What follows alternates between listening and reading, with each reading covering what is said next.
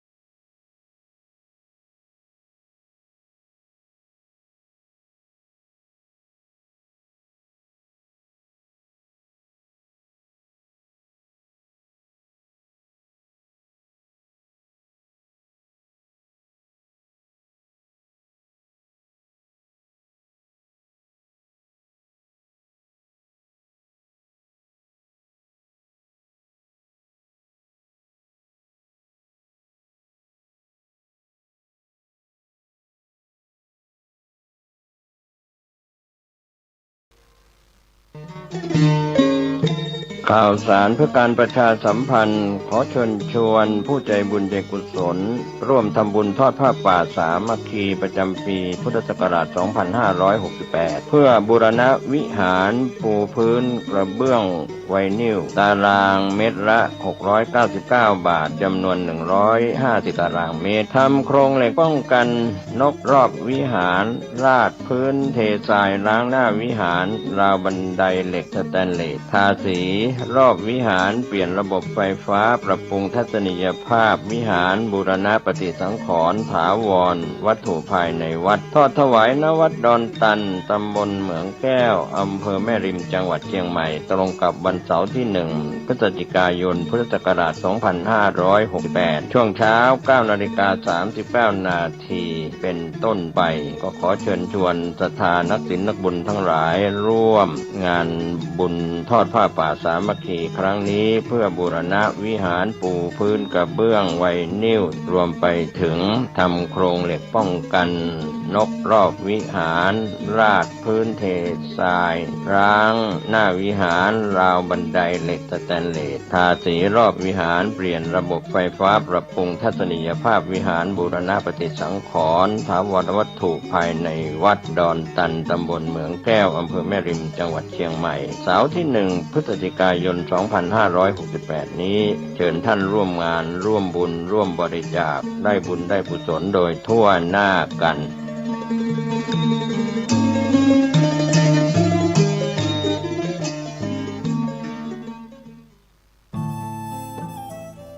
ท่านกำลังติดตามรับฟังสถานีวิทยุกระจายเสียงพระพุทธศาสนาแห่งชาติและสังคมคลื่นเพื่อการศึกษาพระพุทธศาสนาและวัฒนธรรมระบบ FM 104.5 เมกะเฮิรตซ์รายการต่อไปเป็นรายการคดีโลกคดีธรรม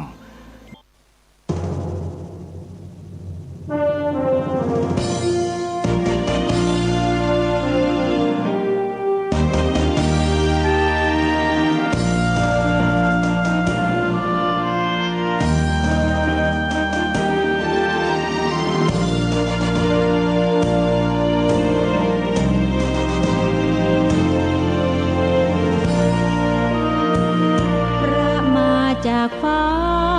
มหาสเวทสวรรค์มาคุ้มครองชีพเชิดชันคุ้มเกล้าพ้องเราชาวดินเป็นองค์เดียวครอบครองฟ้าไทยทั่วถิ่นเจ้าแห่งทหารนักบินองค์เดียวหนึ่งในโลกานักบินเจ้าฟ้า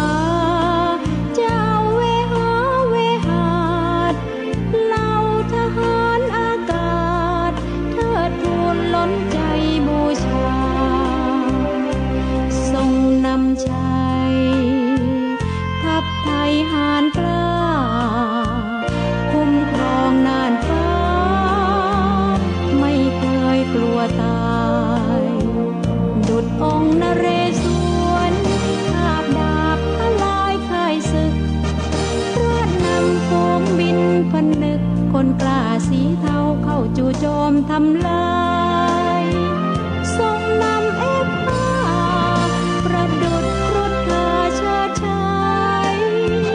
ครุฑองค์นารายณ์กรีดกรายกองฟ้าน่าชม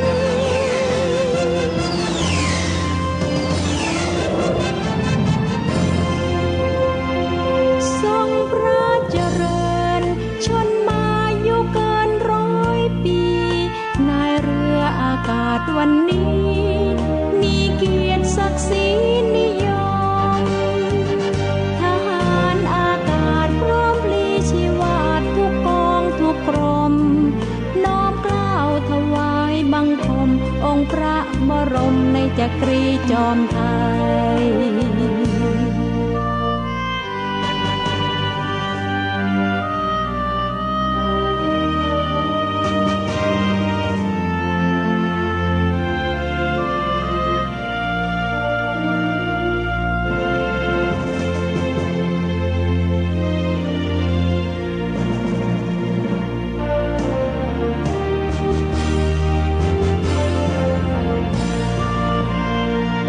ดุจองค์นเรศวรคาบดาบทลายค่ายศึกพระนำฝูงบินผนึกคนกล้าสีเทาเข้าจู่โจมทำลายทรงนำเอกผ้าประดุจครุฑกาเชิดชายครุฑองค์นารายณ์กรีดกรายกองฟ้าน่าชม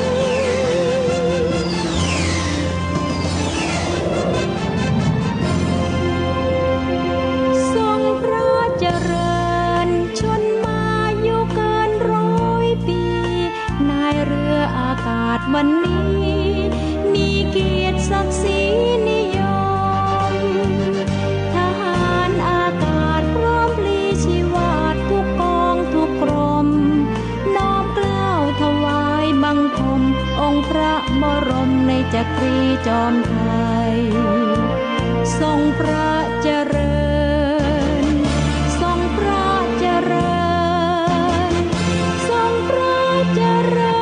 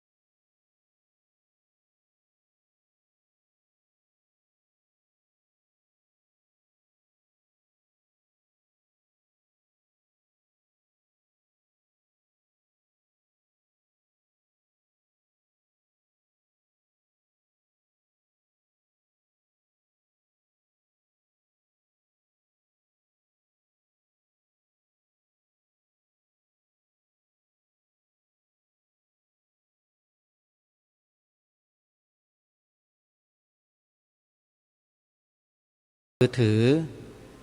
ดาวน์โหลดแอปพลิเคชันที่ชื่อว่าวิทยุพุทธศาสนาทั่วไทย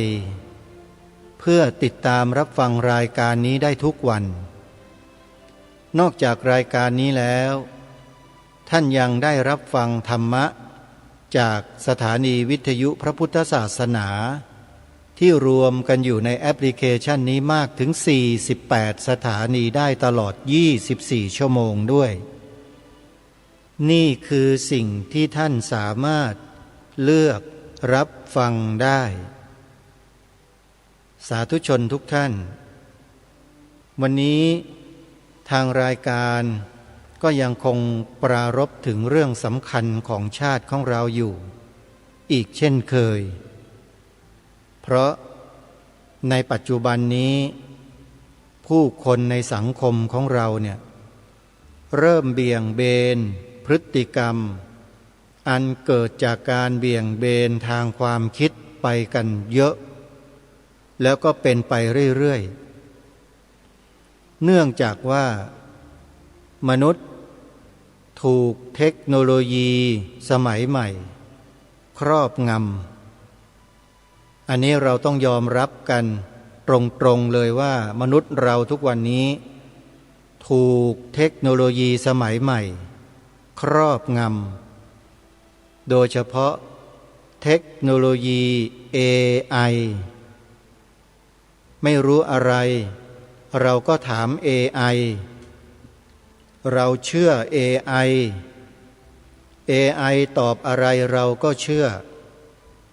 นี่คือสิ่งที่กำลังเป็นไปอยู่ในสังคมมนุษย์ทั่วโลกแต่สำหรับคนที่ตื่นรู้ขอย้ำกับท่านผู้ฟังว่าคนที่ตื่นรู้จะไม่ตกเป็นเครื่องมือของเทคโนโลยีใดๆทั้งสิ้นเพราะมีสติสัมปชัญญะอยู่ตลอดอันเกิดจากการเจริญสติปัฏฐานนั่นเอง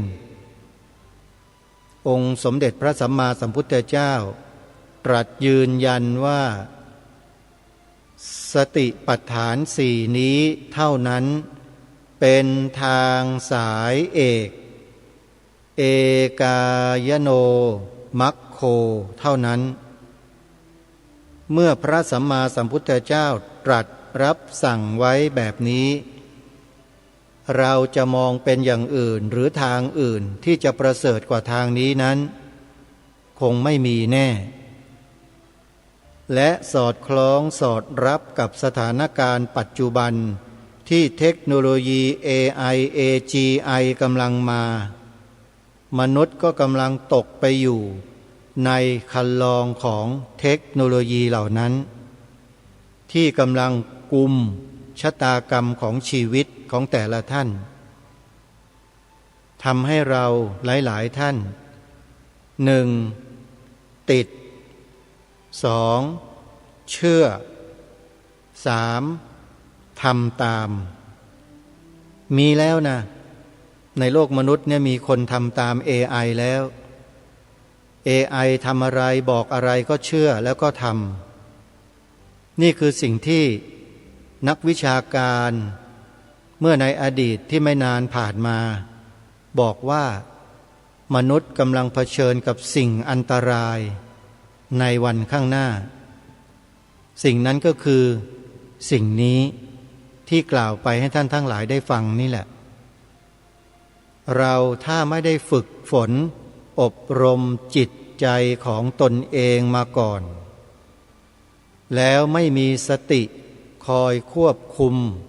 ความรู้สึกในใจของเราแล้วก็ไหล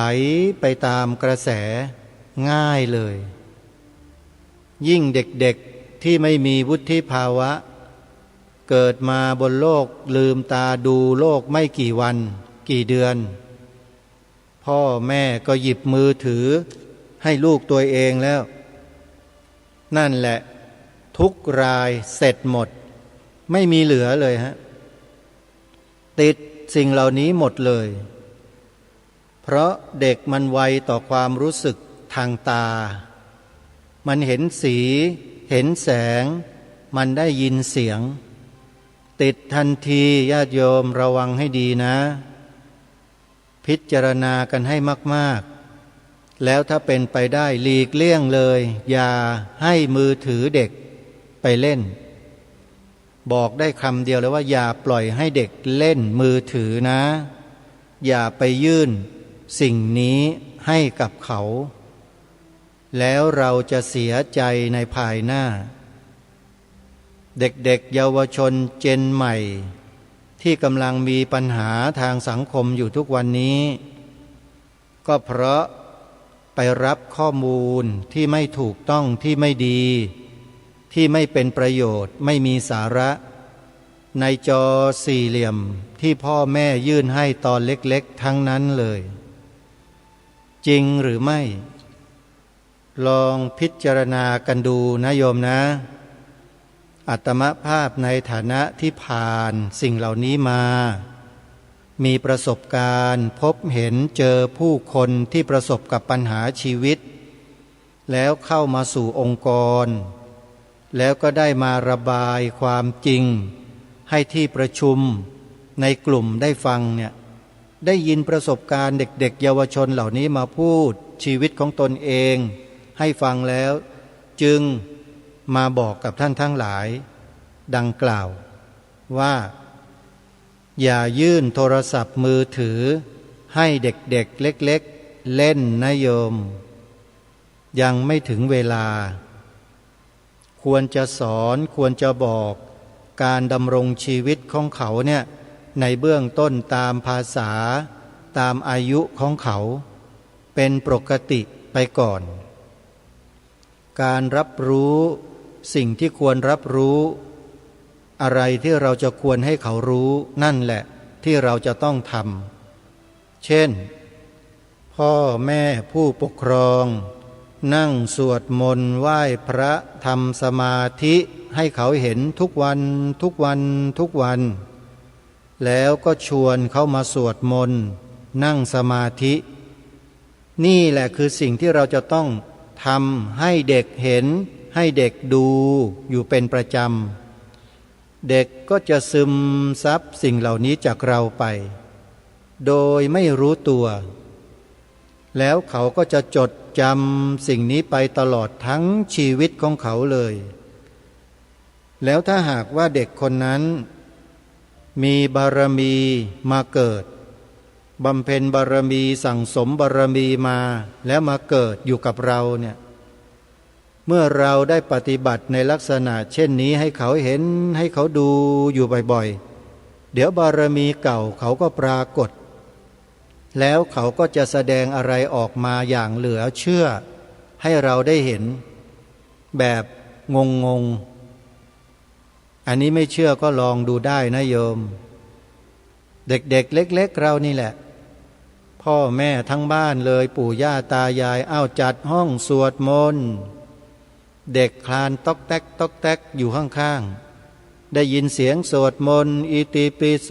ภะคะวาอะระหังสัมมาสัมพุทโธพระผู้มีพระภาคเจ้าเป็นพระอรหันต์ดับเพลิงกิเลสเพลิงทุกข์สิ้นเชิงตรัสรู้ชอบได้โดยพระองค์เองเป็นต้นเด็กฟังทุกวันทุกวันทุกวันโยมเทวดาจะมาปกปักรักษาดูแลคุ้มครองส่งเสริมเขาให้เป็นเด็กอัจฉริยะในอนาคตได้เลยอย่าเพิ่งเชื่อสามารถทดลองพิสูจน์กันดูได้แต่ในขณะเดียวกันอีกฝั่งหนึ่งพ่อแม่เปิดคลิปวิดีโอมีผู้หญิงนุ่งสั้นๆเต้นดึกดักดึกดักดึกดักแล้วส่งให้ลูกหลานตัวเองเล็กๆที่กำลังคลานต้วมเตี้ยมดูมาจนกระทั่งถึงอนุบาลพอถึงอนุบาลเสร็จเด็กก็จำแบบอย่างที่ย่ายายพ่อแม่ยื่นให้ดูไปเต้นให้เพื่อนๆในโรงเรียนเขาดูกันปรากฏว่าเพื่อนๆในโรงเรียนนั่งสมาธิกันทั้งโรงเรียนเลยเด็กคนนี้ก็แปลกแยกอันนี้สมมุติให้ฟังนะท่านผู้ฟังเพื่อให้พวกเราได้มองเห็นว่าเด็กๆเนี่ย สามารถที่จะใส่ข้อมูลอะไรให้แก่เขาได้ง่ายแล้วเขาก็รับข้อมูลจากเรานี่ง่ายที่สุดเลยแล้วถ้าจะให้ดีนะพ่อแม่ปู่ย่าตายายท่อง2 ประโยคที่ทางรายการให้ไปเนี่ยให้ลูกๆหลานๆเหล่านี้ฟังทุกวันทุกวันทุกวันโยมรับรองได้ว่าติดแน่นอนแล้วเขาก็จะจดจำกันไปตลอดชีวิตเลยพระพุทธศาสนาเป็นศาสนาประจำชาติไทยของเราสีขาวในธงชาติไทยหมายถึงพระพุทธศาสนาเท่านั้นฝังลงไปในชีวิตและจิตใจของเด็กๆเยาวชนของเราให้เต็มที่เลยโยมรับรองได้ว่าไม่มีอันตรายไม่เป็นโทษไม่เบียดเบียนใครเลยแถมยังจะเป็นการเทิดทูนสถาบันสูงสุดของชาติอีกด้วยมีแต่ดีกับดีทั้งนั้นเลยที่ทางรายการแนะนำให้พวกเราได้ไปทำกับเด็กๆลูกๆหลานๆเราเนี่ยท่องเป็นบทเพลงแต่งเป็นเนื้อร้องทำนองก็แล้วแต่เราจะมีความสามารถใส่เข้าไปให้เด็กๆเยาวชนไทยเราแต่บัดนี้เลยเด็กเหล่านี้แหละพอโตไปเขาก็จะเป็นตัวแทนของเราเองไปที่ไหนเขาไปเห็นธงชาติยืนเคารพธงชาติเขาจะรำลึกนึกถึงคำที่เราท่องให้เขาฟังทุกวัน2 ประโยคคือพระพุทธศาสนาเป็นศาสนาประจำชาติไทยของเราสีขาวในธงชาติไทยหมายถึงพระพุทธศาสนาเท่านั้นแค่เด็กมองแหงนหน้าขึ้นไปเห็นธงชาติแล้วเห็นแถบสีขาวเนี่ยใจเขาจะฟูฟ่องใจเขาจะตื่นขึ้นมาทันทีและมีความสำนึกอยู่ตลอดเวลาว่านี่คือสิ่งสำคัญสูงสุดของชาติบ้านเมือง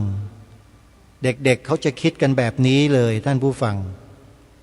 เพราะฉะนั้นอยู่ที่ปู่ย่าตายายพ่อแม่พี่ป้าน้าอาผู้ปกครองของเด็กครูของนักเรียนนักศึกษาอยู่ที่พวกท่านนี่แหละว่าจะปลูกฝังสิ่งนี้ให้แก่เขาเหล่านั้น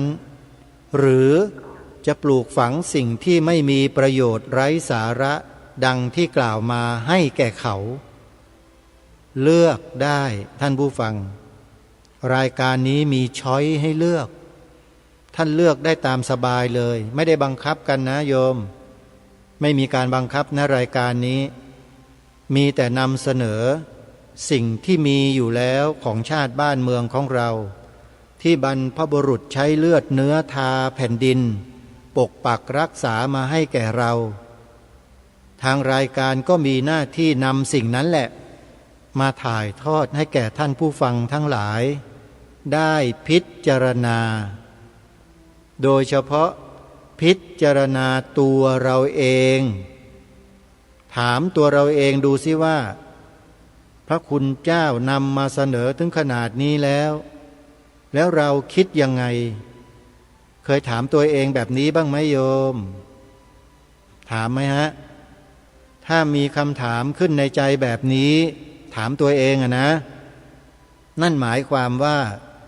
บุคคลคนนั้นเนี่ยมีเชื้อและพร้อมที่จะรับสิ่งเหล่านี้เข้าสู่ชีวิตแล้วก็นำไปปักลงในชีวิตเป็นอุดมการณ์ชาติร่วมกันอย่าคิดว่าข้อสงสัยเล็กๆน้อยๆตรงนี้คำถามเล็กๆน้อยๆตรงนี้จะไม่สำคัญนะนี่แหละมันคือตัวจุดประกายแห่งอุดมการณ์ชาติร่วมกันมันเกิดขึ้นเพราะสิ่งนี้นี่แหละสมมุติว่าท่านผู้ฟังที่ฟังรายการอยู่ฟังรายการนี้พูดทุกวันแต่ท่านไม่เคยมีคำถามเกิดขึ้นในใจเลยไม่เคยถามตนเองเลยว่าฉันจะทำยังไงจะช่วยอย่างไรจะเริ่มแบบไหนหมายถึงว่าไม่มีคำถามเลยนะฮะนั่นก็หมายความว่าไม่มีเชื้อเลยเชื้อแห่งความที่จะกตัญญูกตเวทีต่อแผ่นดินเกิด ยังไม่ค่อยมีมันไม่ปรากฏมาให้เห็นเป็นแสงไฟแวบๆก็คือข้อสงสัยแล้วถามอะไรตัวเองเนี่ยเขาเรียกว่าแสงไฟแวบๆมันไม่เกิดเมื่อมันไม่มีแล้วนั่นแปลว่าเชื้อไม่มีแล้วทำอย่างไรล่ะจะให้เชื้อเหล่านี้มันเกิดขึ้นทำได้ไหมทำได้สิก็มันอยู่ที่เราจะเริ่มหรือเปล่าถ้าเราเริ่มประกายเหล่านั้นมันก็จะเกิดขึ้นโดยลำดับมันอยู่ที่เราทุกคนเลยว่าจะเริ่มไหมจะช่วยกันไหมจะดำเนินรอยตามเบื้องพระยุคลบาทกันไหมปัญหามันอยู่ที่ตัวเรากันทุกคนนี่แหละไม่ได้อยู่ที่ใครถ้าเราช่วยกันทำช่วยกันกล่าวช่วยกันพูดช่วยกันสอนช่วยกันบอกลูกหลานเยาวชนเราทุกวันทุกวันทุกวันว่าพระพุทธศาสนาเป็นศาสนาประจำชาติไทยของเราสีขาวในธงชาติไทยหมายถึงพระพุทธศาสนาเท่านั้นกล่าวอย่างนี้ทุกวันทุกวันทุกวันทุกเวลาทุกวันทำให้มากที่สุดเท่าที่เราจะทำได้แต่อย่าไปออกเสียงให้คนอื่นเขาได้ยินนะท่องในใจก็ได้โยมนอกจากเราอยู่คนเดียวในห้องแล้วเราก็ค่อยออกเสียงก็ได้หรือในกรณีที่มีลูกหลานเยาวชนที่เราดูแลรับผิดชอบนักเรียนนักศึกษาเราสอนหน้าห้องเรียนหรือประกาศที่หน้าเสาธงเราก็เอาประโยค2ประโยคนี้กล่าวและพูดในเวลาที่เขาเคารพธงชาติกันเสร็จหรือก่อนเคารพธงชาติก็ยังได้เลยถ้าเราทำเนี่ยประโยชน์จะเกิดขึ้นต่อชาติบ้านเมืองมหาศาลเลยถึงบอกว่าน่าเสียดายไงที่แนวนโยบายแห่งรัฐไม่มีการสนับสนุนส่งเสริมเรื่องนี้เลยในบ้านในเมืองมีแต่ไปส่งเสริมสิ่งไหนอะไรยังไงก็ไม่รู้บ้านเมืองก็มีปัญหากันอยู่ตลอด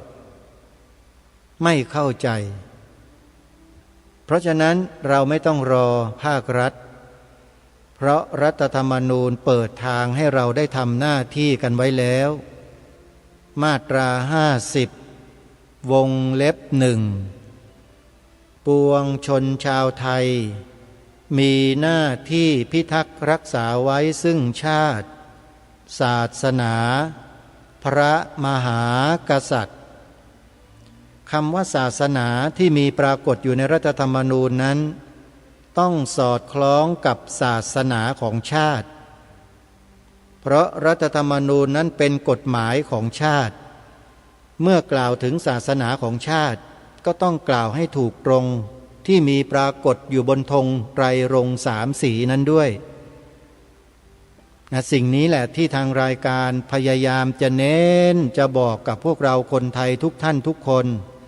ไม่ว่าจะเป็นพระเนนเถรชีภิกษุณีหรือไม่ใช่ภิกษุณีหรืออะไรก็แล้วแต่คฤหัสถ์ญาติโยมทั่วไปเนี่ยต้องคำนึงชาวไทยควรคำนึงมีรายการอยู่รายการหนึ่งที่ผู้ดำเนินรายการคืออาตมาภาพได้พบเจอเข้าชาวไทยควรคำนึงแล้วก็มีเนื้อหาที่น่าสนใจมากแล้วเดี๋ยวถ้ามีโอกาสจะโพสต์ลงไปใน YouTube แล้วก็แชร์ออกไปให้ทุกท่านได้ดูได้ชมได้ฟังกันโดยเฉพาะเขาพูดถึงเรื่องของอัตลักษณ์ท่านผู้ฟังมีคนไปปลุกกระแสเรื่องอัตลักษณ์อยู่ในรัฐสภาแล้วก็พยายามอภิปรายให้มีการบัญญัติรับรองเรื่องอัตลักษณ์ไว้เป็นกฎหมายเป็นพระราชบัญญัติเชื่อไหมว่าคนที่เขาไม่เห็นด้วยเนี่ยออกมาทักท้วงเจ้าหน้าที่ของรัฐที่เกี่ยวข้องจนทำให้ร่างพระราชบัญญัติอัตลักษณ์อะไรเนี่ยตกล่วงไปด้วยให้เหตุผลว่า คนเสนอกฎหมายตัวนี้หรือใช้คำว่าอัตลักษณ์นี้เนี่ยมีเจตนาที่แฝงอยู่อาจจะเป็นอันตรายต่อความมั่นคงของชาติได้ผู้ที่เกี่ยวข้องเหล่านั้นก็เลยปัดร่างพระราชบัญญัติอัตลักษณ์อะไรเนี่ยตกล่วงไปตั้งแต่ปีพระพุทธศักราช 2559 หรืออย่างไรนี่แหละถ้าจำไม่ผิดนะท่านผู้ฟังแล้วมาเจอข้อความของบุคคลคนหนึ่งที่เขียนถึงเรื่องเหล่านี้เอาไว้บอกเอาไว้น่าสนใจมากเขาบอกว่าคนไทยเราเนี่ยรู้ไม่เท่าทันมองไม่ออกว่าสิ่งที่เขานำเสนอนั้นน่ะมันจะไปเป็นผลร้ายต่อประเทศชาติบ้านเมืองในอนาคตข้างหน้าอย่างไรบุคคลคนนี้เขาเขียนบอกไว้น่าสนใจมากแล้วเดี๋ยวจะค่อยๆนำมาเผยแพร่ให้ท่านทั้งหลายได้ศึกษาเรียนรู้ไปด้วยกันแค่ศัพท์คำเดียวคือคำว่าอัตลักษณ์เนี่ยถ้าปล่อยออกไปให้เป็นกฎหมายในตอนนั้นได้นะประเทศไทยเราตกอยู่ในอันตรายทันทีไม่น่าเชื่อก็ต้องเชื่อเพราะเมื่อมาอ่านบทความของมักกะโทคนนี้แล้วที่เขาใช้นามปากกาเนี่ยนะมองเห็นภาพชัดเจนเลยว่าจะเป็นอันตรายต่อความมั่นคงของประเทศอย่างไรเห็นชัดเลยท่านผู้ดำเนินรายการได้อ่านบทความเหล่านี้ศึกษาข้อมูลเหล่านี้มานานแล้วก็พอจะมองเห็นมองออกว่าบุคคลที่แอบซ่อนอยู่ในระบบสังคมเราทุกวันนี้เขามีเจตนาซ่อนเร้นแอบแฝงอย่างไรเพื่อจะทำอะไรกับประเทศของเรานี่คือความรู้ที่ได้มาแต่ไม่สามารถพูดออกอากาศทั้งหมดได้แต่แย้มให้ท่านทั้งหลายได้ฟังไว้เท่านี้แหละถามว่าจริงไหมจริงมีข้อมูลหรือเปล่ามีแต่ยังไม่นำมาเปิดเผยเท่านั้นเองยังมีอยู่ท่านผู้ฟังแล้วก็อยู่ในองค์กรชาวพุทธทั้งหมดที่ทางรายการได้ประสานให้ผู้เกี่ยวข้องยื่นข้อมูลเหล่านี้ส่งไปให้องค์กรต่างๆเรียบร้อยแล้วผู้นำระดับองค์กรผู้บริหารองค์กรต่างๆจะทราบในเรื่องนี้เป็นอย่างดีแต่ประชาชนโดยทั่วไปนั้นถ้าหากต้องการจะทราบจะรู้อย่างรวดเร็วทันอกทันใจจดเบอร์โทรศัพท์นี้ไว้แล้วสอบถามผู้นำองค์กรนี้โดยเฉพาะคือองค์กรปกป้องพระพุทธศาสนาเพื่อสันติภาพหรืออปพส.เขาจะมีคำตอบในเรื่องเหล่านี้ให้กับทุกท่านทันทีถ้าเขามีข้อมูลนะลองจดเบอร์โทรศัพท์ไว้สักหน่อยท่านผู้ฟังไม่ได้เสียหายอะไรเลยเผื่อมีอะไรฉุกเฉินที่เราต้องการจะทราบเหตุเพศภัยของชาติบ้านเมืองมันเกิดขึ้นมีคนมาร้องมาเป่าประกาศอยู่หน้าบ้านหน้าถนนเราเราเองไม่มีข้อมูลจะทำยังไงมันจริงหรือไม่ก็โทรศัพท์ถามองค์กรนี้ได้เลยท่านเห็นไหมฮะว่าเบอร์โทรศัพท์มันมีประโยชน์อย่างเนี้ยแต่ถ้าเราไม่จดไว้เราก็จำไม่ได้แล้วพออยากจะทราบอะไรมันก็ไม่สามารถจะทราบได้ตามที่เราต้องการในเวลานั้นๆนะโยมนะเพราะฉะนั้นจดไว้นะโยมนะหมายเลขโทรศัพท์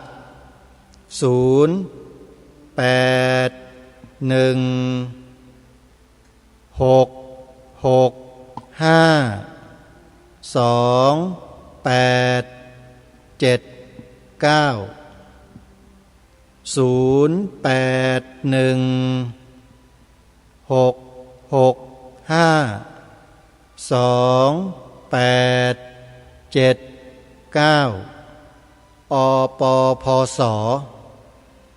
อปพส4ตัวก็คือออ่างปอปลาพอพานสอเสืออปพสโทรศัพท์สอบถามได้เลยถ้าเราสงสัยในประเด็นใดในข้อใดก็แล้วแต่ที่ทางรายการได้ปรารภได้พูดมาเนี่ยนะโยมถามได้เลยทางนั้นจะมีข้อมูลลึกกว่าอาตมาเยอะเขามีลึกมากอาตมาก็มีเพียงแค่ไม่มากมายอะไรเท่าไหร่แต่จะเน้นลงไปที่วิธีการแก้ปัญหาแบบเบ็ดเสร็จแก้ลงไปในส่วนลึกของจิตใจของคนไทยเราเลยให้มีสำนึกในข้อที่ทางรายการนำเสนอมาคือเราต้องสำนึกในบุญคุณของสถาบันหลักทั้ง3สถาบันของชาติของเราคือชาติไทยพระพุทธศาสนาพระมหากษัตริย์3สถาบันหลักนี้จะต้องมั่นคงถาวรอยู่คู่ประเทศชาติบ้านเมืองนี้ไปตลอดชั่วกาลปวสานสมดั่งกระแสพระราชดำรัสขององค์พระบาทสมเด็จพระมงกุฎเกล้าเจ้าอยู่หัวที่ได้ตรัสพระราชทานไว้ในเทศนาเสือป่าและนี่ก็คือสิ่งที่ปรารภกับท่านผู้ฟังในเบื้องต้นของรายการเวลาก็ปาเข้าไป35 นาทีแล้วโยมนี่แค่ปรารภเบื้องต้นนะเนี่ยถ้าหากดำเนินเนื้อเรื่องรายการไปจริงๆเนี่ยลองคูณ8คูณ10เข้าไปที่โยมมันจะเป็นกี่ชั่วโมงก็ไม่รู้เนี่ยเพราะว่าถ้าพูดเรื่องพวกนี้แล้วอาตมามีเรื่องพูดเยอะนะเพราะว่าข้อมูลที่มันเก็บสะสมมา20 ปีโดยประมาณเนี่ยนะมันฝังแน่นอยู่ในมโนสำนึกในเมมโมรีในสัญญาที่จดจำเอาไว้ในนี้อย่างไม่มีจำกัดมันจำไว้และถ้าหากนึกไม่ออกหรือลืมก็หยิบเอกสารที่เตรียมไว้ขึ้นมาได้เพื่อนำข้อมูลมามอบให้กับท่านผู้ฟังทันทีนี่คือการทำงานท่านผู้ฟังสาธุชนทุกท่านก่อนที่จะไปสู่เนื้อหาสาระในวันนี้ขอประกาศประชาสัมพันธ์ข่าวงานบุญกฐินให้พวกเราได้รับรู้รับทราบในเบื้องต้นกันสักนิดหนึ่งสั้นๆท่านผู้ฟังใครที่ติดตามรับฟังรายการจากสถานีวิทยุที่ออกอากาศอยู่ในขณะนี้ก็ขอให้พวกเราได้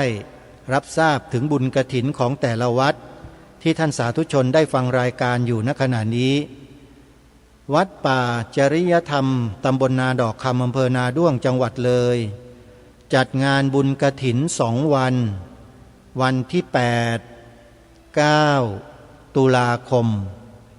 วันที่8มีการแสดงธรรมไปตลอดจนถึงรุ่งเช้าโยม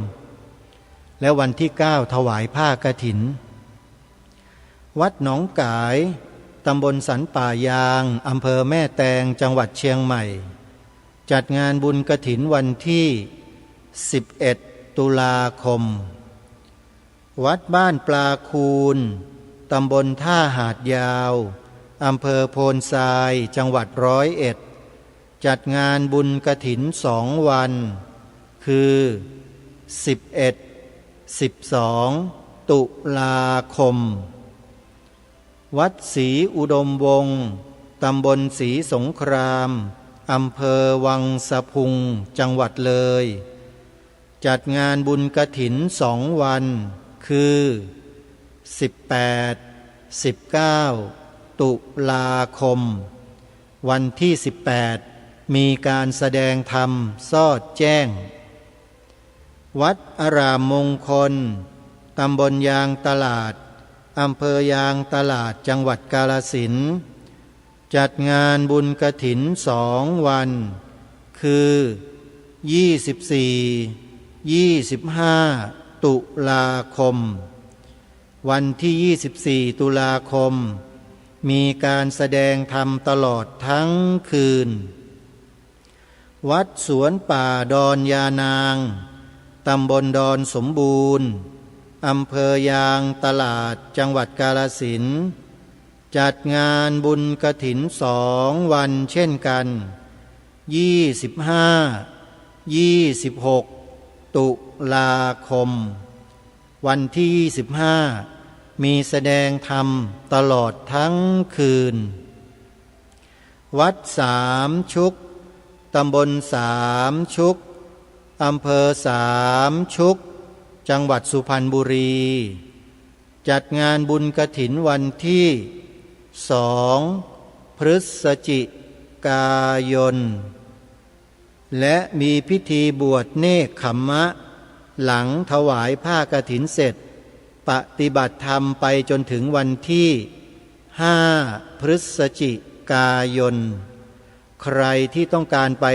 งานบุญกฐินแล้วได้บวชเนกขัมมะด้วยไปที่วัดสามชุกวัดฝายหินตำบลสุเทพอำเภอเมืองจังหวัดเชียงใหม่จัดงานบุญกฐินทุกปีแต่ยังไม่ได้มีกำหนดที่ชัดเจนแจ้งบอกกับญาติโยมสาธุชนที่อยู่ในเมืองเชียงใหม่ให้ทราบนะโยมนะเมื่อถึงเวลาที่วัดฝายหินจะถวายผ้ากฐินเมื่อไรเดี๋ยวทางรายการจะแจ้งประกาศให้สาธุชนได้ทราบในโอกาสต่อไปก็เตรียมกันไว้นะท่านนะ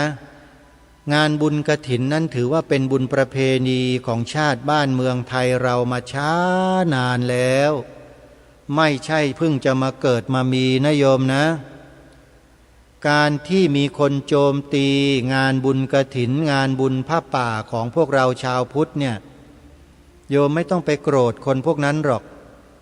เพราะว่าคนพวกนั้นเขาไม่รู้และไม่เข้าใจถึงวิถีชีวิตที่แท้จริงของคนไทยก็ไม่รู้เหมือนกันว่าคนเหล่านั้นเป็นคนไทยหรือเปล่าแต่อาตมาคิดว่าไม่น่าจะใช่นะเพราะถ้าเป็นคนไทยจริงๆจะต้องรู้วัฒนธรรมประเพณีของชาติตนเองแล้วจะไม่มาบลูรี่วัฒนธรรมประเพณีของชาติตนเองแบบนี้แปลว่าไอ้คนพวกนี้มันไม่ใช่คนไทยนะท่านผู้ฟังเราก็ไม่ต้องไปใส่ใจหรอกเราก็ทำความดีของเราไปแบบเนี้ยเราพากันทำมาแบบไหนอยู่กันมาได้อย่างไร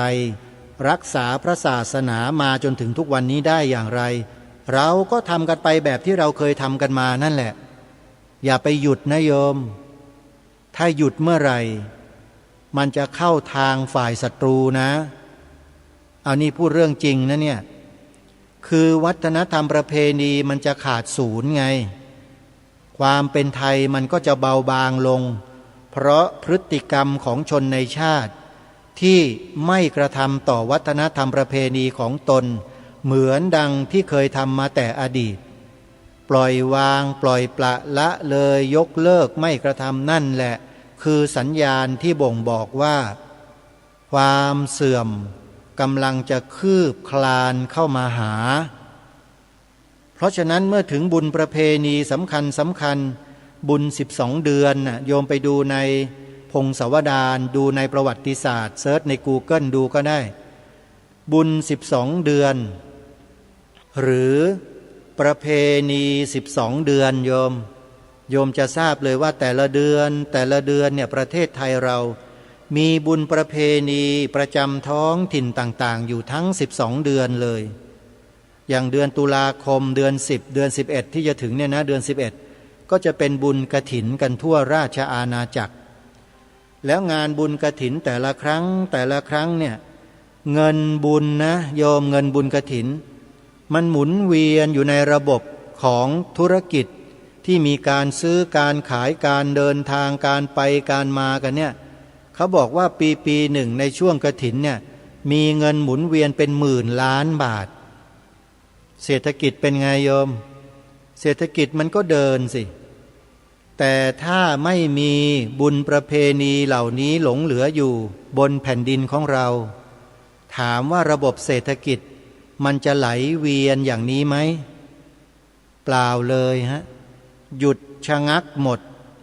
แล้วมันก็สะดุดหยุดลงก็เดินดำเนินกิจการต่อไปก็ไม่ได้ก็ถึงอาจจะต้องยกเลิกกันก็มีนี่ไงเห็นไหมฮะมันส่งผลกระทบเป็นลูกโซ่ออกไปหมดเลยแค่บุญประเพณี12เดือนของเราถูกตัดถูกริด ถูกรอนถูกถอนถูกยกเลิกด้วยกฎด้วยระเบียบด้วยคำสั่งต่างๆที่ไม่ถูกต้องไม่เหมาะสมต่อฐานะของประเทศชาติบ้านเมืองของเราเราก็จะสูญเสียวัฒนธรรมประเพณีอันดีงามของแผ่นดินของเราไปโดยที่ไม่ควรจะเป็นเพราะฉะนั้นใครที่จะมานั่งบริหารกระทรวงวัฒนธรรมของชาติบ้านเมืองเนี่ยท่านผู้ฟังคิดว่าควรจะเป็นคนที่มีความรู้เช่นใดแล้วควรจะเป็นคนประเภทใดที่จะมาคุมกระทรวงวัฒนธรรมของชาติบ้านเมืองถึงจะเหมาะสมญาติโยมคิดว่าควรจะเป็นคนประเภทไหนลองตอบคอมเมนต์ในช่อง YouTube ที่ออกรายการคดีโลกคดีธรรมนี้ดูก็ได้นะมี YouTube ออกอากาศสดอยู่เวลา 11 นาฬิกาหรือจะย้อนฟังในวันหลังๆที่ผ่านมาก็ได้หรือจะฟังสดๆที่ช่องวัดฝายหินซึ่งมีช่องเดียวนะโยมนะถ่ายทอดสดรายการคดีโลกคดีธรรมทาง YouTube เวลา 11 นาฬิกาเวลาเพลพระฉันเพลพอดีเลยโยมพระฉันไปฟังรายการคดีโลกคดีธรรมไปพระฉันข้าวได้เยอะโยมเพราะเป็นกำลังใจให้พระเราให้ต่อสู้ให้อยู่ในพระศาสนากันต่อไปไอ้ต่อสู้เนี่ยไม่ได้สู้กับใครหรอกสู้กับกิเลสในใจเราต่อไปถ้าหากเราพ่ายแพ้กิเลสเมื่อไรเราก็ไปโยมอยู่ไม่ได้แต่ถ้าตราบใดเราชนะกิเลสอยู่เราก็อยู่ทำหน้าที่ของเราต่อไปได้นี่คือเหตุและผลที่เราสามารถศึกษาและเรียนรู้ทำความเข้าใจกันได้แบบง่ายๆนะท่านผู้ฟังนะทีนี้เวลาที่เหลืออยู่เล็กๆน้อยๆตรงนี้ก็จะนำข่าวอีกข่าวหนึ่งซึ่งมันเป็นส่วนสัมพันธ์กับเนื้อหาที่ทางรายการนำเสนอมาโดยตลอดนั่นก็คือกิจกรรมระดับชาติที่กำลังจะเกิดขึ้นในประเทศไทยของเราเป็นครั้งแรกในวันสำคัญคือวันพระราชทานธงชาติไทยงานนี้เขาใช้ชื่องานว่างานรวมพลคนรักชาติรำลึกวีรกรรมทหารกล้า108 ปีวันพระราชทานธงชาติไทยงานนี้จัดขึ้นวันอาทิตย์ที่28 กันยายนศกนี้สถานที่จัดงานก็คือเมืองโบราณจังหวัดสมุทรปราการดำเนินงานโดย9 องค์กรมีกองบัญชาการทหารสูงสุดกองบัญชาการทหารบกเป็นต้นแล้วก็มีองค์กรภาคเอกชนอีกหลายแห่งมารวมตัวกันจัดงานนี้ขึ้นอย่างยิ่งใหญ่กิจกรรมในงานก็มี1การบรรยายประวัติศาสตร์ของธงชาติไทยโดยผู้ทรงคุณวุฒิ 2. การบรรยายพิเศษโดยพลโทบุญศิลป์ภาคกลางแม่ทัพภาคที่ 3. พิธีการเชิญธงชาติไทยที่ใหญ่ที่สุดในโลกด้วยกำลังพลประมาณ300 นาย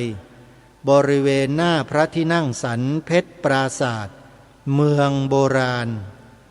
และกิจกรรมพิเศษอื่นๆนี่คือข่าวที่สำคัญที่นำมาแจ้งบอกกับสาธุชนผู้ฟังให้ได้ทราบว่ามีคนไทยเราจำนวนไม่น้อยที่เขารักชาติ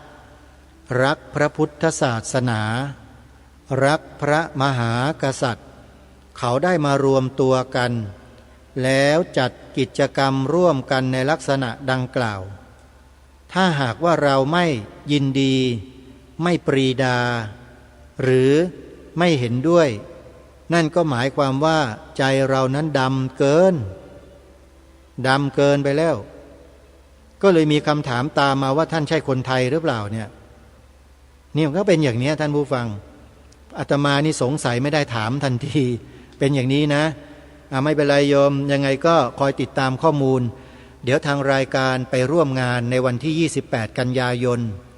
ได้ข้อมูลได้ความคืบหน้าอะไรมาก็จะนำมาแจ้งมาบอกกับท่านผู้ฟังในวันอังคารที่30กันยายนท่านผู้ฟังคอยติดตามข้อมูลนะว่า